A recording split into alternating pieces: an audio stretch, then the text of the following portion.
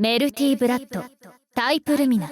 First impression. The new Melty Blood Type Lumina has just been released, and after testing out all of the available features it has to offer, I decided to make this video.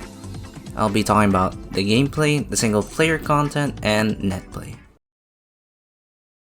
As how any normal human being would approach a new game, we start by learning it. As someone who's tried out many anime fighters, Melty Blood's tutorial is just the right length. I finished it in less than an hour. It gives precise info about the game mechanics and teaches just enough about tactics, and all in all, just what you need for a tutorial. From then on, I went to play the game. After everything I've tried so far, and if you've watched a few videos of anyone's experience of the new Melty, you might have seen this.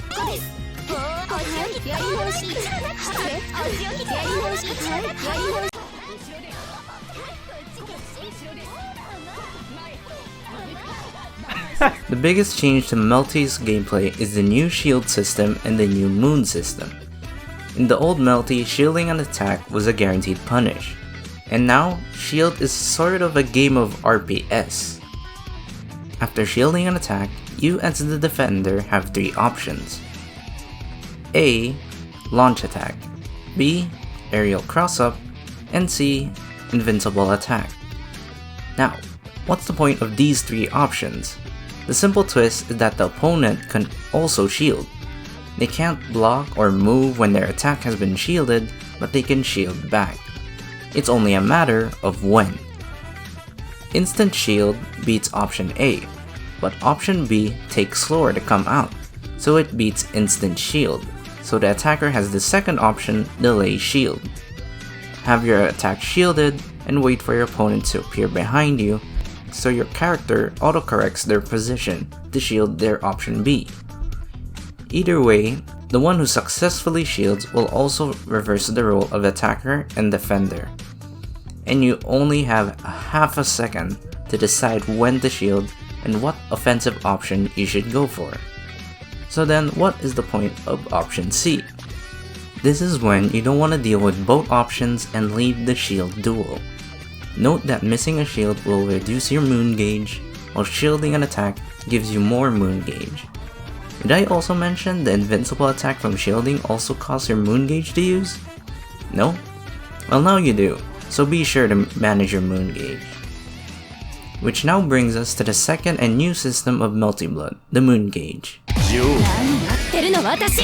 Don't worry, it's much more simpler. There are two uses for the moon gauge: moon skill and moon drive. Moon skill is basically a much easier to execute version of your character's special moves, being a directional input and B plus C. Moon skill attacks, however, have different properties compared to your normal special attacks, and can vary in effect. Also note that using moon skills uses your moon gauge.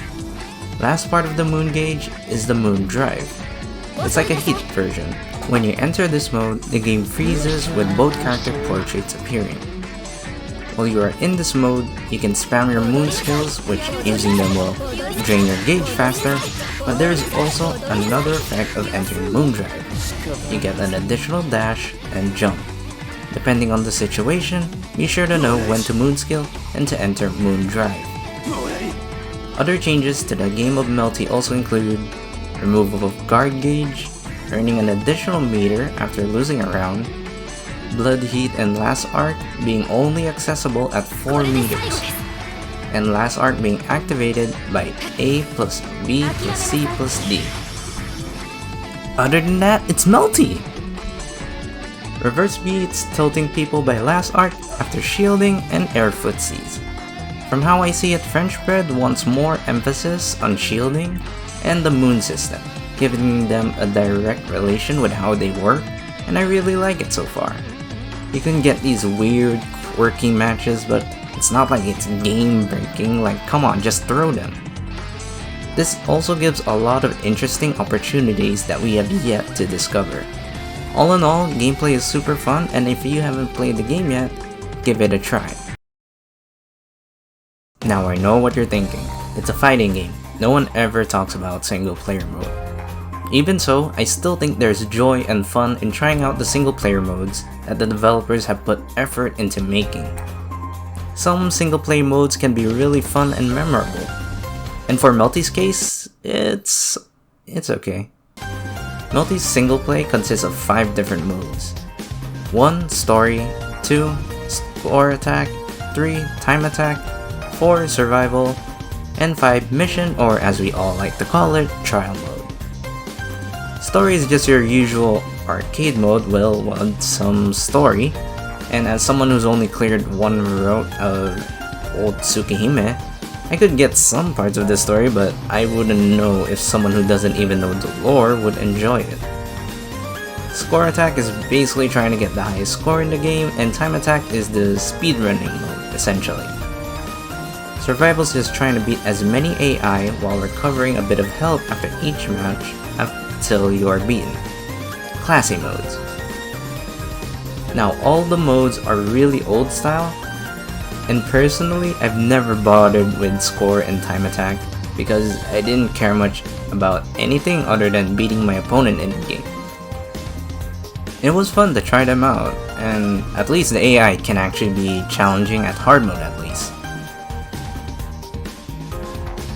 Lastly, for mission mode, don't expect it to be like KOF 13 because it's not even at the level of Street Fighter 5. Mission mode is more like a getting to know a character mode.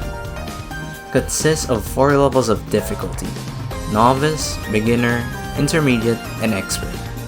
Novice is literally just your character's command list. Beginners are all rapid or auto combos. Intermediate is where I would say is more recommended to try out.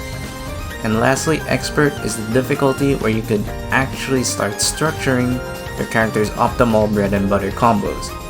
All in all, single play was okay, nothing special, but it's not like it's super bad. Finally, we get to Netplay. I had some difficulties trying the network mode for the first few days since it seemed to have a problem on some platforms, including Steam, PC Player here.